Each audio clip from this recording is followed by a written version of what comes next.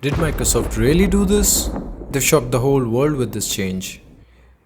Recently, Anders Hellsberg, a technical fellow at Microsoft, announced in a blog post that TypeScript will be 10 times faster. But how? Well, in all fairness, they did have a YouTube video as well, but don't they have that for everything nowadays? To find out the how, we need to go back in the old days when TypeScript was written. In those days, JavaScript was the king, even with its flaws. A lot of flaws. So JavaScript was a king. Kind of.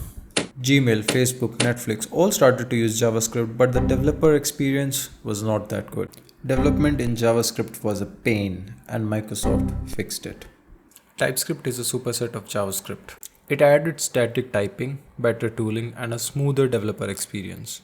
Except for one teeny tiny flaw. Since TypeScript is a superset of JavaScript, it does not have its own runtime. TS code gets compiled or transpiled to a JS code which runs on a runtime environment such as a Node.js. Now the problem is that TypeScript code is written in TypeScript, so there is no low-level optimization. It does not have functionality such as pointers or memory optimization. The TypeScript code is converted to JavaScript and the JavaScript engine takes care of the optimization. Due to this reason, TypeScript was not able to scale very well for large code bases.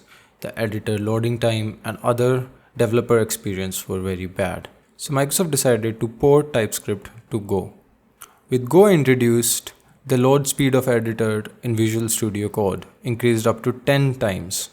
Now this change is expected to be done by mid 2025, and again this is not a rewrite, as that would have taken them a couple of years and a lot of wasted man hours. That's all the update from Microsoft right now, but I'm pretty sure TypeScript is going places with this update. Please do consider subscribing if you like the video. See you next time.